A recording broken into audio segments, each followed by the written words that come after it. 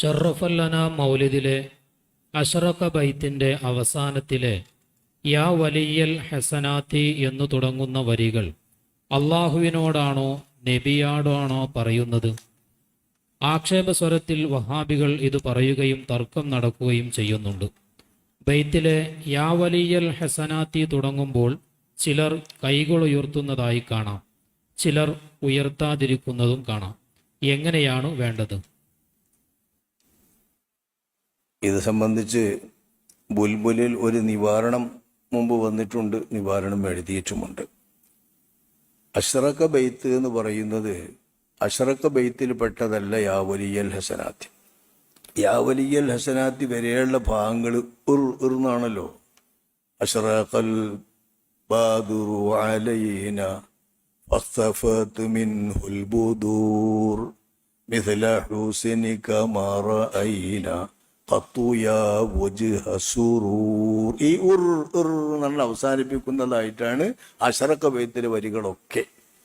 ആ വരികളിൽ നിന്നും ശൈലി കൊണ്ടും അതിൻ്റെ അവസാനം കൊണ്ടും എല്ലാം വ്യത്യസ്തമാണ്. യാ വലിയൽ ഹസനാത്തി എന്ന് പറയുന്ന വരികൾ. അപ്പൊ മനസ്സിലാക്കുക, അഷ്റഖ ബൈത്തിൽ പെട്ടതേ അല്ല യാ വലിയൽ ഹസനാത്തി. യാ വലിയൽ ഹസനാത്തി എന്ന് പണ്ടത്തെ മൗലിദിന്റെ ഏടുകളിൽ ഉണ്ടായിരുന്നുമില്ല. പഴക്കമുള്ള ഏടുകൾ എൻ്റെ കയ്യിൽ സൂക്ഷിപ്പുണ്ട്, പഴയ കാലത്തുള്ള ഏടുകൾ. ആ ഏടുകളിലൊന്നും തന്നെ യാ വലിയൽ ഹസനാത്തില്ല, അവസാനിക്കാണ്. ഇനി ഷറഫുല്ലന മൗലിദിന് ഹാഷിയുണ്ട്.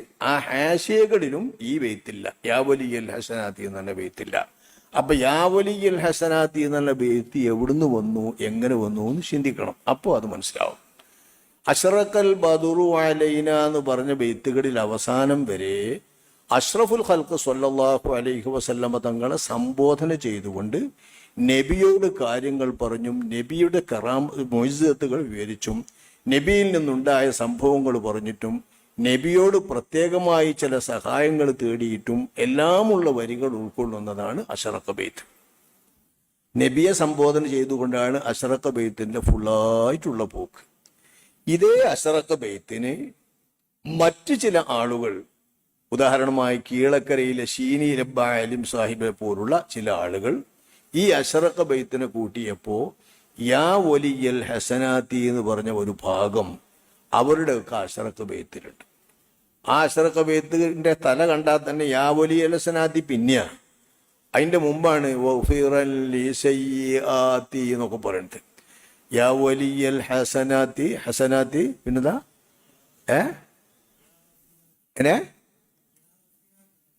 അതിൽ കഫീറൻ അന്നീ ദുനൂബി എന്ന് പറഞ്ഞെടുത്ത് ആ യാ വലിയൽ ഹസനാത്തി എന്ന് എഴുതിയിട്ടുള്ള കഫീറു അന്നീ ദുനൂബിന, കഫീറു അന്നീ ദുനൂബിന. കഫിറു എന്ന് പറയുന്നത് അള്ളാഹുവിന്റെ റസൂലിന്റെ ഖിതാബ് ചെയ്തുകൊണ്ട് പൂജ്യ ബഹുവചനമായി അള്ളാഹുവിന്റെ റസൂലിനെ ബഹുമാനിച്ചുകൊണ്ട് പറഞ്ഞ ശബ്ദമാണ് കഫീറു അന്നീ. അള്ളഹാനോട് എങ്ങനെ ഗഫിറു എന്ന് പറയാൻ പറ്റുമോ? ബഹുവചനത്തിൽ നമ്മൾ ആരും അള്ളഹാനോട് സംസാരിക്കാറില്ല. അന്ത എന്ന് മാത്രമേ പറയുള്ളൂ. അന്തുന്നോ ഗഫിർ എന്ന് പറഞ്ഞു കൊടുത്ത് ഗഫിറു എന്നോ പറയാൻ പറ്റില്ല. അപ്പോൾ യാ വലിയൽ ഹസനാത്തി എന്ന് പറഞ്ഞ ആ വരികളൊക്കെയും അള്ളാഹുവിന്റെ റസൂലിനോട് തന്നെ സംബോധന ചെയ്ത് നബിയോട് തന്നെ കാര്യങ്ങൾ പറയുന്ന ഇസ്തിശ്വാഇന്റെ ഭാഗമായിട്ട് അഷ്റഖ ബൈത്തിൽ ചിലർ കൂട്ടിച്ചേർത്തിട്ടുള്ള ഭാഗമാണ്. പിന്നീട് നമ്മുടെ നാടിലുള്ള അഷ്റഖ ബൈത്തിലൊക്കെ അത് കൂട്ടി അച്ചടിച്ച് വരാൻ തുടങ്ങി. അങ്ങനെ വന്നപ്പോൾ ചില ആളുകളൊക്കെ ഇത് റസൂലിനോട് പറയുമ്പോൾ പാപമോചനത്തിന്റെ കാര്യം ഇതിലുണ്ട്, ദോഷം പൊറുക്കണ കാര്യം ഇതിലുണ്ട്, ഇതൊക്കെ നബിനോട് പറഞ്ഞാൽ ശിർക്കാവൂലേന്ന് പുത്തൻവാദികൾ സംസാരിക്കാനും ആക്ഷേപിക്കാനും തുടങ്ങിയപ്പോൾ ഇത് അള്ളഹാനോടുള്ളതാണ് എന്നും പറഞ്ഞ് അവിടുന്ന് അങ്ങോട്ട് യാ വലിയൽ ഹസനാത്തി അള്ളഹാനോടുള്ളതാക്കി മാറ്റുന്ന ഒരു രീതി കാണുകയാണ്. ആ രീതിയിൽ അള്ളഹാനോടുള്ള പ്രാർത്ഥനയാണ് എന്ന് ചിലർ വ്യാഖ്യാനിക്കാറുണ്ട്. ആ വ്യാഖ്യാനിക്കൽ മാത്രമല്ല, അത് ദൃഢീകരിക്കുന്നതിന് വേണ്ടി കൈ ഉയർത്തിക്കൊണ്ട് ചിലർ ആ സമയത്ത് ഇങ്ങനെ നിൽക്കാറുണ്ട്. വാസ്തവത്തിൽ യാ വലിയൽ ഹസനാത്തി എന്ന് പറയുമ്പോൾ ജവാബ് നമ്മൾ സ്വല്ലല്ലാഹു അലാ മുഹമ്മദ് സ്വല്ലല്ലാഹു അലൈഹി വസല്ലം എന്നാണ്. അപ്പൊ തന്നെ മനസ്സിലാക്കുക റസൂലുള്ളാഹിയായിട്ട് ബന്ധപ്പെട്ടുകൊണ്ടുള്ള സംസാരം. അത് മറ്റേത് ആമീൻ ആമീൻ ആമീൻ എന്നല്ലേ പറയാ അള്ളഹാനോടുള്ള പ്രാർത്ഥനകളാണെങ്കിൽ. അപ്പൊ യാ വലിയൽ ഹസനാത്തി എന്ന് പറഞ്ഞതിൽ കയ്യ് വക്കലൊക്കെ അള്ളഹാനോടുള്ള പ്രാർത്ഥനയാണ് എന്ന അർത്ഥത്തിൽ വെച്ചതാണ്. ഞാൻ എൻ്റെ നിവാരണത്തിൽ പ്രത്യേകമായിട്ട് വിവരിച്ചിട്ടുണ്ട്. മൗലിദിന്റെ ഏടുകളിലെ ബെയ്ത്തുകളിൽ ഒരുപാട് സ്ഥലങ്ങളിൽ നമ്മൾ ഓതുന്ന മൗലിദുകളിൽ അള്ളാഹുവിനോട് പ്രാർത്ഥിക്കുന്ന ഭാഗങ്ങളുണ്ട്. ആ ഭാഗങ്ങളിലൊന്നും നമ്മൾ കൈ ഉയർത്താറില്ല. കൈ ഉയർത്താൽ അങ്ങനെ നടത്താറ്. കാരണം കവിതകളായിട്ട് ചൊല്ലുന്നത് കവിതകളായിട്ട് ചൊല്ലുകയും ജവാബ് ചൊല്ലുകയുമാണ് പതിവ്.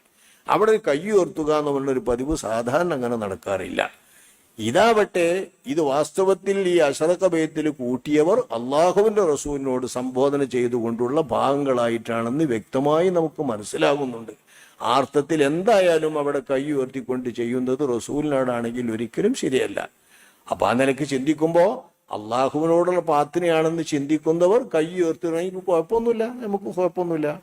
പക്ഷേ വാസ്തവത്തിൽ സംഗതമല്ലാതെ ഒരുപാട് സ്ഥലങ്ങളിലെ ദുആകൾക്ക് കൈ ഉയർത്താതെ ആ ഭാഗത്ത് മാത്രം കൈ ഉയർത്തുന്നത് ഇത് നബിനോടല്ല അള്ളാഹിനോടാണ് എന്ന് മറുപടി കൊടുക്കുന്നത് ഉറപ്പിക്കാൻ വേണ്ടിയിട്ട് ചെയ്യുന്ന ഒരു വേലയാണ്.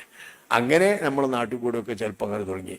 നാടന്മാർ കൈ ഉയർത്തുക എന്നല്ല, മൂല്യന്മാരെന്താ ചെയ്യണമെന്ന് നോക്കിയിട്ടാ ഓലി ഉയർത്തുക. ഓലിക്കത് അറിഞ്ഞിട്ടൊന്നുമല്ല. ഇപ്പം മൂല്യന്മാർ കുറച്ചാൾ ഇങ്ങനെ പിടിച്ചു കണ്ട് ആ ഓലി സനാത്തി പറഞ്ഞാൽ കൂടിയാലൊക്കെ അങ്ങനെ ആക്കും മൂല്യന്മാരെ കണ്ടാൽ. അപ്പം എല്ലാ നാടന്മാരും ഇങ്ങനെ കൈ ഉയർത്തി പിടിച്ചും. അത് രണ്ടും കണ്ടുകൊണ്ട് നമുക്കൊന്നും മനസ്സിലാക്കേണ്ടതില്ല.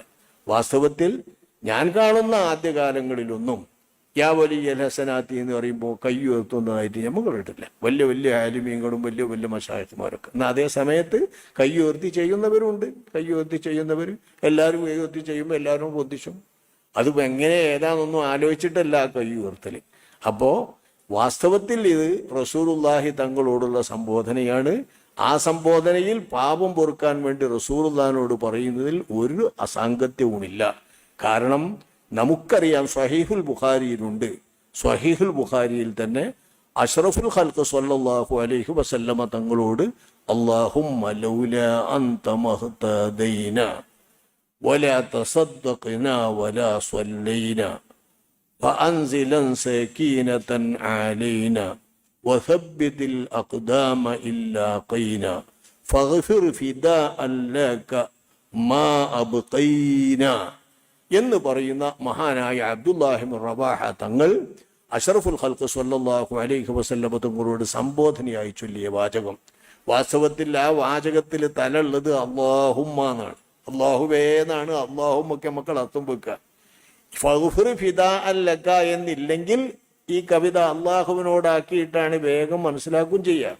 പക്ഷെ ഫഗ്ഫിർ ഫിദാ അല്ലക എന്നുണ്ടാകുമ്പോൾ ഒരിക്കലും അത് അള്ളാഹുവിനോടാക്കാൻ വയ്യ. കാരണം അള്ളാഹുവിന് ഫിദാ അല്ലക ഞങ്ങൾ ദണ്ഡമായിട്ട് തങ്ങൾക്ക് അള്ളാഹുവേ നിനക്ക് ദണ്ഡമായിട്ട് ഞങ്ങളെല്ലാം സമർപ്പിക്കാന്ന് പറയില്ലല്ലോ. അപ്പൊ നബിനോട് തന്നെയാണ് ഫഗ്ഫിർ ഫിദാ അല്ലക എന്ന് പറഞ്ഞതും ഫഗ്ഫിർ ഫിദാ അല്ലക മാ അബ്ഖൈന ഞങ്ങൾ ശേഷിപ്പിച്ച എല്ലാ പാപങ്ങളും റബ്ബേ അള്ളാഹുവിന്റെ റസൂലെ അങ്ങ് പൊറുക്കണം എന്ന് ചോദിച്ചാൽ പൊറുക്കാൻ വേണ്ടത് അങ്ങ് ചെയ്യണം എന്ന് നബി സല്ലല്ലാഹു അലൈഹി വസല്ലമ തങ്ങളോടാണ് ആ സംബോധന എന്നും പാപം പൊറുക്കാൻ തേടുന്നതും അപേക്ഷിക്കുന്നതുമെല്ലാം അള്ളാഹുവിനോട് എന്ന പോലെ അള്ളാഹുവിന്റെ റസൂലിനോട് ഇസ്തിശ്വാഇന്റെ രീതിയിൽ നടത്താം. അള്ളാഹുവിനോട് അത് നടത്തി തരുന്ന ആൾ എന്ന നിലക്ക്, ഉടമക്കാരൻ എന്ന നിലക്ക് സംസാരിക്കുക. അള്ളാഹുവിന്റെ റസൂലിനോട് അങ്ങനെ പൊറുക്കാൻ വേണ്ട ഉപകാരവും ശഫാഅത്തും തങ്ങളിൽ നിന്ന് വേണം എന്ന നിലക്ക് അള്ളാഹുവിന്റെ റസൂലിനോട് പറയാ.